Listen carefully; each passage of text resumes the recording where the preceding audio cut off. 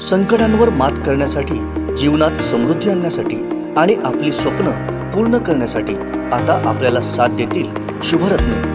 आर्थिक, प्रापंचिक, राजकीय आणि शारीरिक भरभराटीसाठी आजच आपल्या राशीचं शुभरत्न परिधान करा. 5 पिढ्यांपासून विश्वासाची परंपरा.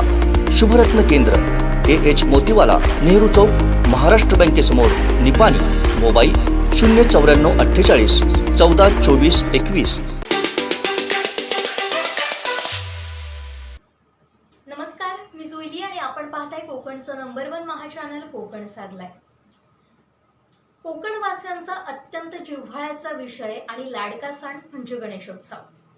19 सप्टेंबरला यंदा गणेशोत्सव आहे. त्यामुळे आता चाकरमान्यांची लगबग वाढलेली आहे, उत्सुकता वाढलेली आहे की कधी एकदा आपण गावी पोहोचू. त्याच्यासाठी खरं तर 4 महिन्यांपासूनच बुकिंग केलं जातं कोकण रेल्वेचं आणि एक उत्तम पर्याय ठरतो कोकण रेल्वेनं किंवा रेल्वेनं गावी येण्यासाठी. मात्र काल तिकीट बुकिंग सुरू झालं गणेशोत्सवासाठी. मात्र या सगळ्या चाकरमान्यांची, गणेश भक्तांची निराशा झाली. कारण तिकीट बुकिंग करायला गेलं आणि रिग्रेट असा मेसेज अगदी 2 मिनिटातच आला. त्यामुळे एवढ्या फास्ट करते तरी कोण तिकीट बुकिंग असा प्रश्न या चाकरमानांना पडलाय. कारण 4 महिन्यांपासून ते वाट पाहतायत आणि त्यांनी शेड्यूल केल्याप्रमाणे त्यांनी तिकीट बुकिंग केलं. मात्र अशी परिस्थिती आल्यानं संतापाची लाट उसळली, नाराजी व्यक्त करण्यात आली. पण हा नेमका सगळा प्रकार आहे तरी काय, याबाबत अधिक माहिती देण्यासाठी माझ्यासोबत आहेत आमच्या सिनियर करस्पॉन्डंट देवयानी वरेस्कर. देवयानी, नेमका हा काय प्रकार आहे? अगदी 2 मिनिटातच रिग्रेटचा मेसेज आलाय. काय हा सगळा प्रकार आणि नेमकी ही तिकीट बुकिंग कशी केली जाते? जुईली, काय आहे, 19 तारखेला 19 सप्टेंबरला गणेशोत्सव आहे.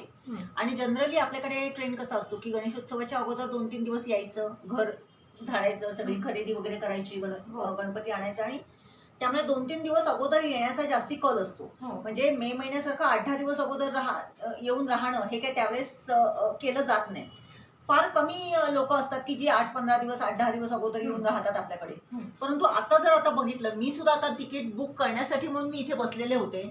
आता जर हे 14 सप्टेंबरला जर मला जायचं असेल म्हणून मी जर बघते, 14 पासून बघते, 14, 15, 16 इथे बघते, ह्या ज्या आपल्या मार्गावरती धावणाऱ्या ज्या काही ट्रेन्स आहेत त्याची अवेलेबिलिटी हे बघ. तुतारी एक्सप्रेस जी आहे त्याला 51 मिनिटापूर्वीच त्याचं वेटिंग लिस्ट साध्या स्लीपरचं 164 आहे, थर्ड एसीचं 63 आहे, सेकंड एसीचं 18 आहे. त्याच्यानंतर जनशताब्दी जी फार लाडकी ट्रेन आहे अनेक लोकांची, त्याचं तर स्लीपरचं वेटिंग 224 झालेलं आहे अर्ध्या तासापूर्वी. त्याच्यानंतर साधं हे जे आहे त्याचं वेटिंग लिस्ट आहे 44 आणि थर्ड एसीचं आहे ते 3 वेटिंग आहे. त्याच्यानंतर आपण दिवा पॅसेंजर बघतो, ती तर फुल धावतच असते कारण ते दिवा पॅसेंजरला त्या काळामध्ये सर्वाधिक गर्दी असते.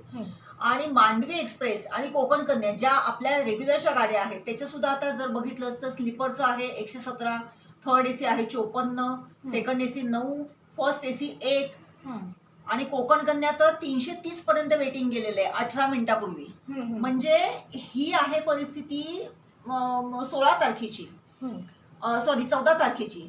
15 तारखेला सुद्धा काहीशी परिस्थिती तशीच आहे, सगळ्याच गाड्या फुल आहेत. आणि 16, 17, 18 जर पुढचं जर बघितलं, हे बघ, हे जर बघितलं हे बघ, 187 वेटिंग, 281 वेटिंग, 143 वेटिंग, 385 वेटिंग आणि काही रिग्रेटच झालेले आहेत. कोकण कन्याचं सुद्धा 28 आणि बाकीचं स्लीपर तर रिग्रेटच झालेलं आहे कोकण कन्याचं. हे 16 तारखेची ही सिच्युएशन आहे. म्हणजे जर 4 महिन्यांपूर्वी या गाड्यांचं जर रिझर्वेशन केलं जाते गणेशोत्सवासाठी, ह्या गाड्यांचं जर आपल्याला माहिती आहे 19 तारखेच्या पूर्वी चाकरमानी फार मोठ्या संख्येने कोकणामध्ये येतात असं जर गृहीत धरलं तर ह्या गाड्या सगळ्याच आत्ताच फुल झालेल्या आहेत. आणि हे काही मिनिटात, म्हणजे जेव्हा ते ओपन होते, त्याचा स्लॉट ओपन होतात 10 वाजता, 11 वाजता तात्काळचा किंवा रेग्युलर तिकीट बुकिंगचा, त्यावेळेस ते अवघ्या काही मिनिटात म्हणजे 2-3 मिनिटांमध्ये ते फुल होऊन जातात तिकीट आणि वेटिंग लागते. ह्याच मुद्द्यावर येते. म्हणजे जर आपण पाहिलं तर कालपासून सोशल मीडियात तुफान नाराजी व्यक्त होते चाकरमान्यांची. पोस्ट येत आहेत आणि संतप्त प्रतिक्रिया येत आहेत आणि असं म्हटलं जातं की कोकण रेल्वेचा गलथान कारभार आहे किंवा भोंगळ कारभार आहे किंवा काहीतरी गोलमाल असण्याची शक्यता आहे. कारण अगदी 2 मिनिटातच ह्या सगळ्या फूल होत आहेत, रिग्रेट होत आहेत. नेमकं ह्या करतंय तरी कोण? असा जो काही प्रकार आहे, असा जो सवाल उपस्थित केला जातोय, याबद्दल काय सांगाल? नाही, ऍक्च्युली कोकण रेल्वेचा गलथान कारभार किंवा भोंगळ कारभार हे आपण म्हणू शकत नाही. परंतु आपल्याकडे ज्या काही साईट्स आहेत, बुकिंगच्या साईट्स आहेत, किंवा आज अनेक असे फेक एजंट झालेले आहेत की जे हॅक करतात आणि काही मिनिटामध्ये हे बुकिंग आहे ते करून ठेवतात. कारण ऍट अ टाइम एवढ्या हजारो सीट्स ज्या आहेत त्या एका 2-3 मिनिटामध्ये पूर्ण फुल होणं आणि गाडी पूर्ण रिग्रेट दाखवणं हे काहीसं म्हणजे पटत नाही कुठेतरी. आणि जो सर्वसामान्य माणूस आहे की जो तिकिटीच्या लाईनीमध्ये उभा असतो, त्याचा जर 50वा नंबर असेल तर ते पहिले 5 नंबर येईपर्यंतच ते फुल गाडी झालेली जर असेल तर ते कुठेतरी दाल में कुछ काला आहे किंवा इथे कुठेतरी काहीतरी पाणी मुरतंय हे निश्चितच म्हणण्याला वाव आहे. मध्यंतरी शासनाने अशा काही हॅकर्स जे होते किंवा असे जे बनावट एजंट होते त्यांच्या एजन्सीज रद्द देखील केलेल्या होत्या, त्यांना ब्लॅकलिस्ट केलेलं होतं. परंतु तरीही हा प्रकार जो आहे तो थांबलेला नाहीये. कारण आयत्या वेळेस जर तू गेलीस आणि एखाद्या एजंटकडे जर 14, 15, 16चं तिकीट मागितलंस तर डबल टिबल किमतीमध्ये ते तुला तिकीट कधीतरी अवेलेबल सुद्धा होऊन जाते. ही जी काय गोम आहे ती मात्र निश्चितच बघायला पाहिजे. म्हणजे हे बघायला पाहिजे आणि इथे कुठेतरी काहीतरी 100% शिस्त आहे हे नक्कीच वाटते आणि ते साहजिक आहेत प्रतिक्रिया लोकांच्या. हो, पण आता जर पाहिलं तर कोकण रेल्वे जर बुक दाखवतायत तर मग आता लोकांचा ओढा कशाकडे येईल तर बसकडे येईल. पण आता बसच्या पण तिकीट एवढ्या हाय होऊन जातील, त्यानंतर आपल्याला विचार करणंच कठीण होऊन जातं. तर मग ती कशी काय प्रोसेस असते किंवा बसच्या तिकीट जी वाढली जातात, अचानक वाढतायत किंवा ती जे काय म्हणतो आपण त्याला की त्याला काय म्हणतो आपण हे केलं जातं कुठेतरी जास्ती किमतीने किंवा हा जो काही प्रकार होतो, तर या सगळ्याकडे कसं पाहताय? बरोबर आहे. त्याच्या अगोदर मी सांगेन की गणेशोत्सवाच्या वेळेस जादा ट्रेन सुद्धा गणेशोत्सव स्पेशल किंवा फेस्टिवल स्पेशल अशा ट्रेन सोडल्या जातात. परंतु त्या ट्रेन इतक्या 11th आवरला सोडल्या जातात की त्याची माहिती लोकांना फारशी नसते. त्यामुळे त्या ट्रेनला बऱ्याच वेळेस तेवढी गर्दी होत नाही. काही म्हणजे अगोदरच्या ज्या असतात त्या होतात फुल, परंतु त्या ट्रेन ज्या असतात त्या देखील ओव्हरफुल होऊन आपल्या कोकणात येत असतात. जातानाची परिस्थिती सुद्धा तशीच काहीशी असते. मात्र या सगळ्या म्हणजे ट्रेनचा प्रवास हा कसा कन्व्हिनियंट, गाडीमध्ये लहान मुलं असतील तर त्यांना खायला मिळते किंवा वयस्कर माणूस असेल तर तो थोडासा फिरू शकतो. काहींना आरोग्याचा त्रास असेल तर गाडीमध्ये रेल्वेमध्ये त्या सगळ्या फॅसिलिटीज असतात, त्यामुळे त्यांना तो प्रवास सुखकर होतो, सोयीचा होतो. परंतु बसचं तसं नाहीये. त्यावेळेस बसचं कसं असते, एका स्टँडवरती थांबली की ती पुढच्या म्हणजे त्या कालावधीमध्ये 2-3 तासाचा कालावधी असतो, त्यामुळे लोक थोडीशी पाठ फिरवतात रेल्वे जर अवेलेबल असेल तर. मात्र गणेशोत्सवाच्या आणि मे महिन्याच्या कालावधीत पर्टिक्युलरली जर बघितलं गेलं तर गणेशोत्सवाच्या कालावधीमध्ये हजारो लोक कोकणामध्ये येत असतात. एसटीचं बुकिंग सुद्धा फुल झालेलं असते. परंतु एसटीचं बुकिंग तर आपण जनरली जातो आणि आपण करून घेऊन येतो किंवा नेटवरती सुद्धा होते. आता खाजगी ज्या गाड्या आहेत, खाजगी आराम बसेस ज्या आहेत, लक्झरी बसेस ज्या आहेत, त्या मात्र त्या काळामध्ये नक्कीच आपले हात धुवून घेतात असं म्हटलं तर वावगं ठरणार नाही. कारण जी गाडी अक्षरशः 500 रुपयात 700 रुपयामध्ये एरवी आपल्याला मुंबईला सोडते किंवा मुंबईतून घेऊन येते, त्यावेळेस त्यांचे रेट हे 2000, 2500, 3000 किंबहुना त्याच्याही पेक्षा जास्ती होतात.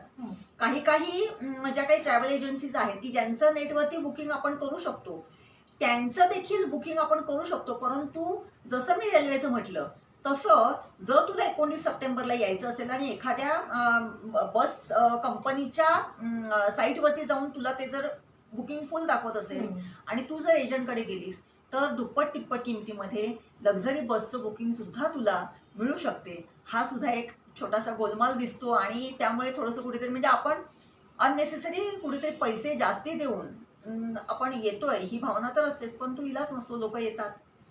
नक्कीच. पण जेव्हा इलेक्शन्स असतात किंवा या सगळ्या गोष्टी असतात तेव्हा चाकरमान्यांना मुंबईहून आणण्याची सोय प्रत्येक पुढारी करत असतो. पण या सगळ्या गोष्टींकडे आता कुठेतरी गांभीर्यानं पाहण्याची गरज आहे, कारण हे प्रकार कुठेतरी थांबणं गरजेचं आहे. नाहीतर आपला चाकरमानी एवढा आपला जिव्हाळ्याच्या सणासाठी जो त्याला उत्सुकता असते, आतुरता असते गणरायाच्या आगमनाची, तर ती कुठेतरी नाराजी होईल आणि आपला चाकरमानी कुठेतरी दुरावेल आपल्यापासून. तर आता प्रशासनानं असेल किंवा या नेत्यांनी असेल याकडे कशा पद्धतीने उपाययोजना करणं योग्य ठरेल? कसं आहे माहिती जुईली, जेव्हा रेल्वे मिनिस्टर सुरेश प्रभू होते त्यांनी बरेच असे काही उपक्रम राबवलेले होते. किंबहुना कोकण रेल्वे, कोकण हे नाव त्याच्यामध्ये आहे, कोकणाचा अर्थ जो आहे किंवा त्याचं जर संकल्पना जर बघितली तर कोकण ही पालघर पासून तळ कोकणापर्यंत एवढा आपला कोकण प्रदेश संबोधला जातो, व्याख्या जर त्याची केली तर. परंतु ही कोकण रेल्वे आपल्या सिंधुदुर्गातल्या, रत्नागिरीतल्या, रायगडमधल्या लोकांना उपयुक्त व्हावी म्हणून केली गेली. परंतु आज परिस्थिती दुर्दैवाने अशी आहे की या कोकण रेल्वेचा उपयोग आपल्याला फार कमी, परंतु या मार्गावरून दक्षिणेकडे जाणारे जे प्रवासी आहेत त्यांना फार जास्ती पद्धतीने चांगला होतो आणि त्याचं बुकिंग हे त्यामुळेच कदाचित फुल होत असेल. परंतु त्याचबरोबर या मार्गावरती म्हणजे ह्या पर्टिक्युलर सीझनच्या कालावधीमध्ये म्हणा किंवा एरवी सुद्धा म्हणा, कारण एरवी सुद्धा रेल्वेने येणाऱ्यांची गर्दी प्रचंड असते, तर कोकण रेल्वे म्हणजे छत्रपती शिवाजी महाराज टर्मिनस की ज्याला CSTM म्हटलं जाते, तिथून सावंतवाडी पर्यंत एखादी रेल्वे वेगळी कोकण रेल्वे व्यतिरिक्त, कोकण कन्या व्यतिरिक्त सोडावी अशी खूप वर्षांची मागणी आहे. रेल्वे संघटनांनी सुद्धा मागणी केलेली आहे. ती जर पूर्ण केली गेली तर हे जे काही कोकण कन्या किंवा मांडवी ह्या ज्या काही ठराविक नेहमीच्या गाड्या आहेत त्यांची गर्दी कुठेतरी थोडीशी कमी होईल आणि आपल्याकडे सिंधुदुर्गात येणाऱ्या चाकरमान्यांना त्याचा खूप चांगला उपयोग होईल. एरवी येणाऱ्या चाकरमान्यांना सुद्धा आणि फेस्टिवलच्या सणाच्या निमित्ताने येणाऱ्या चाकरमान्यांना सुद्धा त्याचा उपयोग होईल. याच्यासाठी कुठेतरी चांगल्या पद्धतीने काम व्हायला पाहिजे आणि त्या दृष्टिकोनातून पाठपुरावा करायला पाहिजे असं मला वाटते. नक्कीच. थोडंसं विषयांतर होतंय किंवा थोडा विषयाला अनुसरून हा प्रश्न आहे. वंदे भारत एक्सप्रेस ही आपण पाहिली तर त्याचं टेस्टिंग झालं आणि अशी माहिती मिळते की 29 मे पासून वंदे भारत एक्सप्रेस ही मुंबई ते गोवा असा प्रवास असणार आहे. मात्र या एक्सप्रेसला सिंधुदुर्गात कुठेही थांबा नाहीये, त्यामुळे अशी नाराजी इथे पण उपस्थित होतीये. तर तो जर थांबा मिळाला तर फार फायदा होणारच आहे आपल्याला. पण नेमकी तर वंदे भारत एक्सप्रेसची परिस्थिती काय आहे? जुईली, हे जे मुळात आधी आहे की 29 मेला पासून वंदे भारत एक्सप्रेस सुरू होणार आहे, त्याची मी पडताळणी केली. कोकण रेल्वेचे जे PRO आहेत त्यांना विचारलं की हे खरंच 29 मे पासून सुरुवात होणार आहे का, तर त्यांनी चक्क नाही म्हणून सांगितलेलं आहे. त्यामुळे ही सध्याची तरी फेक न्यूज आहे. तत्कालीन ह्याच्यामध्ये ती होऊ सुद्धा शकते, पण आजच्या घडीला तरी 29 मेला ही गाडी सुरू होत नाहीये. हे जे तू म्हणालेली आहेस की त्या गाडीला सिंधुदुर्गात थांबा एकही नाही, ही मात्र वस्तुस्थिती आहे. त्याच्यासाठी इथल्या नेत्यांनी अत्यंत आग्रही असण्याची अत्यंत आवश्यकता आहे. रेल्वे संघटना तर आग्रही आहेतच, परंतु पॉलिटिकल विल जे लागते ते फार महत्वाचं आहे. आणि आपले जे खासदार आहेत, आपल्या इथले जे आमदार आहेत, त्यांनी ह्या सगळ्याचा एकत्रितरित्या जर पाठपुरावा केला तर निश्चितच या गाडीला आपल्याकडे थांबा मिळू शकतो. परंतु दुर्दैवाने जुईली मला असं म्हणावं लागेल की ज्या अशा काही महत्वाच्या गाड्या आहेत त्यांना आजही आपल्या सिंधुदुर्गामध्ये थांबा नाही.